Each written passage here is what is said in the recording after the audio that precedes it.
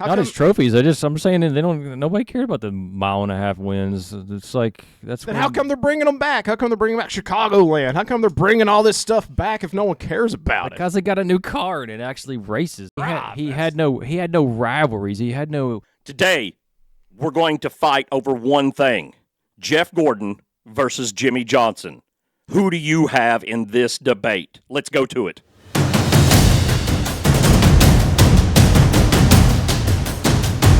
All right, round one, raw dominance. Raw dominance? Raw dominance. Well, that's no question. I mean, Jeff Gordon is raw dominance. Look at this kid coming in to Dale Earnhardt's world, NASCAR / Dale Earnhardt's world. This kid from nowhere, not from deep down south in the Dixie Alley of NASCAR and the moonshine running and slaying out of this little California, and he comes in and goes toe-to-toe with the man, the legend, the myth, the greatest driver of all time, and steps right up to the plate, goes right to his eyes, and takes over and becomes the biggest threat to Dale Earnhardt at that time that anyone had ever imagined.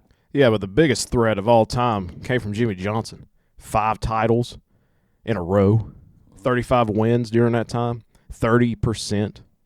Come on. Yeah, but who was Jimmie Johnson even like battling? I mean, besides maybe the Busch brothers in that era, but he has a bunch of these little pansy drivers coming up through the NASCAR ranks that in this whole new charade of it's funny, championship style and formats that he just knew how to do it. Yeah, but it's funny you ask, who did he race? He raced against Tony Stewart, who is also one of the greatest of all time. Matt Kenseth, Brad Keselowski, Martin Truex Jr. The field is more diverse with Jimmie Johnson. You go back in the 90s, you think of, 5 people? Ooh, woo, ha-ha. You have starting parks in the 90s. Yeah, but you had real men driving cars in the 90s that got out and worked on their engines and leaned out the window and rubbed mud off of their windshield as they're driving the car. It doesn't matter if you're a real man in a car, because Jimmie Johnson, he literally changed the landscape of all of that. He could drive anything with a motor. He made a video game about it. Dude, freaking Jimmie Johnson didn't win 13 wins in a season, though. That's pretty dominant. 13. 10. 13's a lot. Yeah, 10, though. 3 more. And then he showed up. All right, round one's over. Round two, we're going to talk about clutch factor. This is who was better at the moment that it mattered most. 7 championships and different eras of NASCAR, especially when you talk about the car tomorrow in the Gen 6. He had to adjust to how all those cars drove. What did Jeff Gordon do? He didn't adjust to that very well. Jeff Gordon came in and won the inaugural one of the Crown Jewels and got his first win at another Crown Jewel. Yeah. Suck on that. Let's talk about the variety of tracks. Jimmie Johnson got it done on more than just road courses and short tracks. You want to talk about intermediate tracks that Jimmie Johnson dominated on? He got more than 27% of his victories on intermediate tracks. Yeah, the ones that no one liked and sucked to watch on TV. Jeff Gordon won 6 road courses in a row. Even our big boy from New Zealand can't even do that in today's road course-driven society. Different car, different people. There's a lot of different things going on there. That's true. Let's move on to round 3. The era difficulty. Now, this isn't about the guys. This is about when they drove. Who had the tougher competition? And you almost got into this at the start. Let's expand on it. Jeff Gordon had very tough competition. He's coming in to the iconic time frame of NASCAR with the big intimidator himself. You got other guys running through the ranks, like the Bonnies are showing up. Rusty Wallace is in there feuding it out with the Earnhardt scene. You got Dale Jarrett and all of these guys that are still iconic names, were iconic names. Previous generations, some of their dads drove, were heavily involved in the sport. So the competition and the iconic NASCAR time frame in the 90s made Jeff Gordon have to work harder and be more dominant, had to become more dominant to be a factor in that time period. Yeah, but he also couldn't adapt to any of the car changes at all. He petered out during the car tomorrow. What changes? The car tomorrow. Nah, man, he won at the greatest race in history that I was at. in Martinsville, 2015. He was in the car tomorrow. He won a couple of races there. I mean, he Yeah, definitely but not wasn't. as many as Jimmie Johnson. Well, no, but that was Jimmie Johnson's era, though, right? It was. I have to argue his era. I'm You're not asking which yeah, one. go ahead. I'm not in You're the. asking which one. You're right. I'm just throwing it out there. I'm just also throwing out there that Gordon could not adapt to the changing of the NASCAR structure that Jimmie Johnson also helped usher in. He had to usher in the change. They had the chase format. They had to get rid of it because the dude kept winning all the time. They had to come up with this playoffs. He had to come in and do that. Like, what thing did Jeff Gordon change other than, he came in during the peak of NASCAR? You ever replace Jeff Gordon with any other driver in an era that's talented as he is? He changed the entire persona and the stereotype of what a NASCAR driver was by like this guy that came in and cared about what he looked like. He was slick, he was smooth, he had a hot wife, which that fell apart, but whatever. And then We had those, though. You had the Tim Richmonds. He cared about what he looked like. nah, Not but the hot wife. There's no hot wife. No hot wife. Who's stuck on one kind of track and who's got all of the wins? Jimmy. Well, they don't call him Mr. Concrete for nothing. 11 Dover wins in his entire career. Jeff Gordon has 3. Mhm. And I already talked about the intermediate tracks. I know the intermediate tracks, whatever, they're cookie cutter, they're crap. That stuff people didn't want to watch. That's what drove viewership down the crapper. Cool. He still won at them. Wins are still wins. You can't say, he don't have a trophy collection at his house or at Hendrick or wherever. no one even knows about it. And Gordon has 10 more wins in his whole entire career, winning on a variety of tracks, winning 3 Daytona 500s, winning, 5 championships, and 13 wins in a season. Hold up. How do you not? Wait. You championships. said people don't know about the trophies? His trophy collection? People don't know about it? How Not come- his trophies. I'm saying that nobody cared about the 1.5 mile wins. It's like that's. Then how come they're bringing them back? How come they're bringing back Chicagoland? How come they're bringing all this stuff back if no one cares about it? Because they got a new car and it actually races good on those tracks. They had now. cars then and they raced just perfectly they fine. raced all right. They raced like crap. Maybe he could have helped the little dominance not be there. Yes, he won a championship in 2014. Woohoo. 7 titles, the same as Petty, the same as Earnhardt. He's in a master class of his own. Even owns a freaking car with Richard Petty. What's Jeff Gordon doing? Running Hendrick Motorsports, the most famous and multi-million-dollar worth of all time. And I'll just interject. It is the winningest team in NASCAR history. So that's pretty big. No. It's not because he was running it, just because he was part of it. But Jimmie Johnson also made it part of the winningest program in NASCAR history. That is I true. mean- I give that to you. But I will give you this. I will say that like Jimmie Johnson, he absolutely did suck on road courses. He only has like 1 win. I think it's like Watkins Glen. And we all remember the nice video, like when I think it was his rookie season, and he just like went head first into the barrier in turn 1. We all remember that, but I don't know. It's 83 wins. It's 93 wins. But what makes you great in NASCAR? Is it people remembering you? Or is it just a nostalgia factor that people just keep going back to in the 90s? Well, here's something that Jeff Gordon has that Jimmie Johnson doesn't have is Jimmie Johnson was never feared by anybody on the track. He never had any kind of rivalries, really.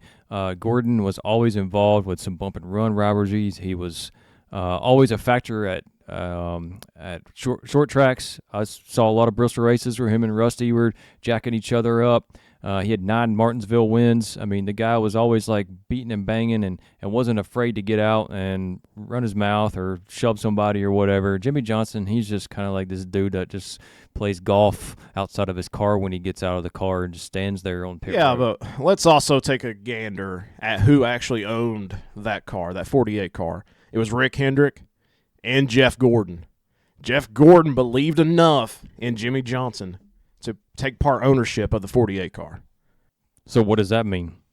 What do you mean, what's it mean? It means he believed him enough. He knew he was not just some guy that got out of the car and hit golf balls. He was a guy that he knew that could change the sport, and he did. What I'm saying is that there's no versatility in the man, though, as a racer. Anything with an engine. He made a video game. Oh, yeah, well, he could drive. Yeah, I'm not saying he can't drive, but I'm just saying, like, It made it sound like he said he couldn't drive. he had no rivalries. He had no pizzazz to him. He had no excitement on the track. Like, there was nobody, like, getting out of the car being like, I'm going to rough Jimmie Johnson up this week. Are you sure about that? Cultural impact.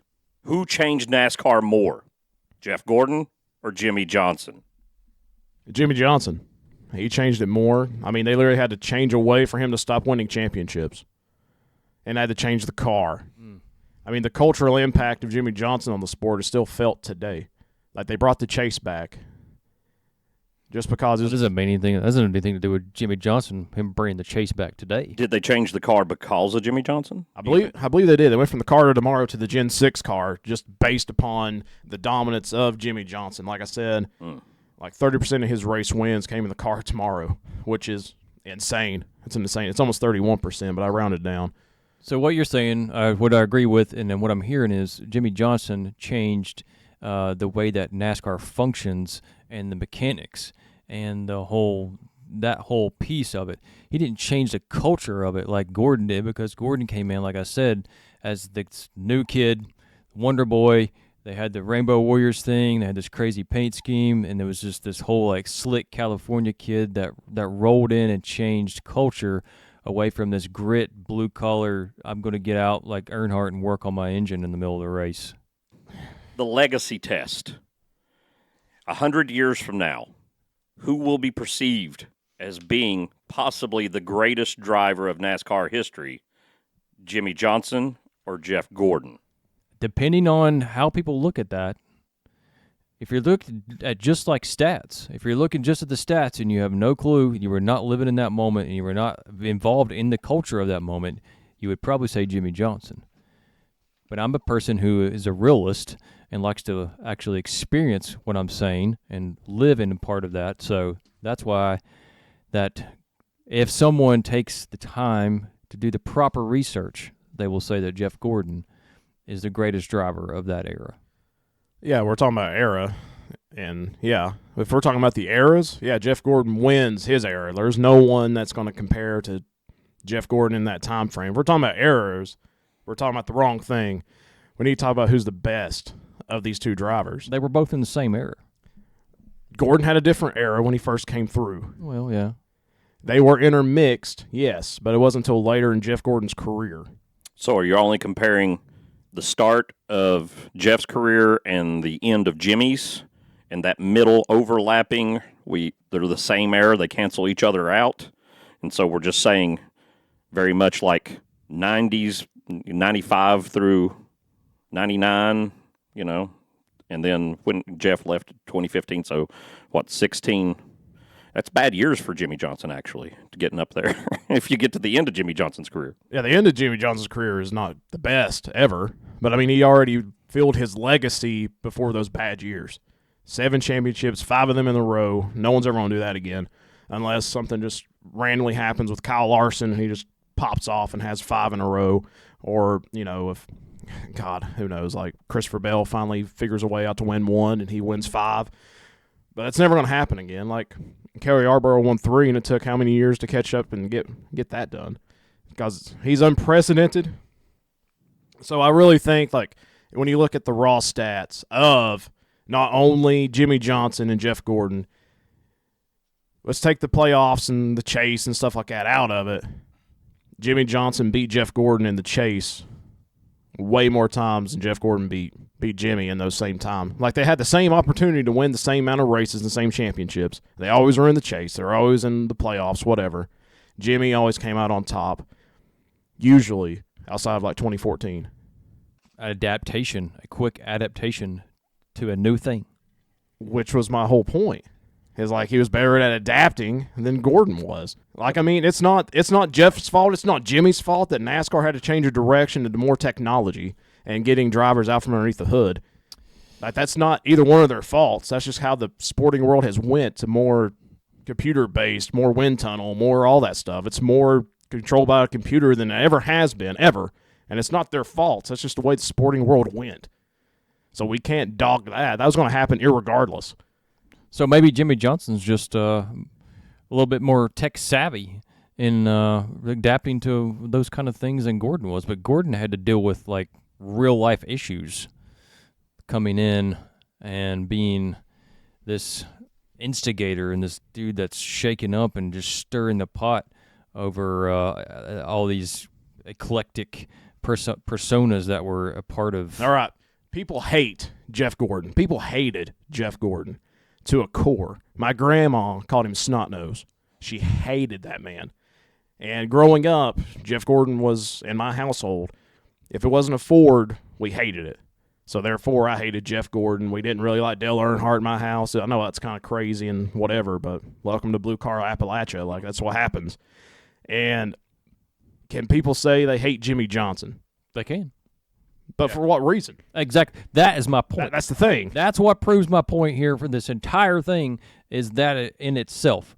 Because Jimmie Johnson was this melancholy dude that no one really cared about at the end of the day. People hated Jeff Gordon because he was flamboyant and he was shaking things up and he changed culture and he achieved all of these things that shouldn't have been achieved in the era that the greatest NASCAR driver of everybody's minds was dominating at that time. But they did have two really good crew chiefs that knew how to cheat the hell out of NASCAR. It's hard to compare two men who are very much in same equipment for most of their career, right? Because they're right there together. So it's a very close comparison. There's only one way to settle this, and that's through you. What do you think? Hit us down in the comments. Who is the greatest? Appreciate you watching. Stay tuned for more to come. Bye-bye.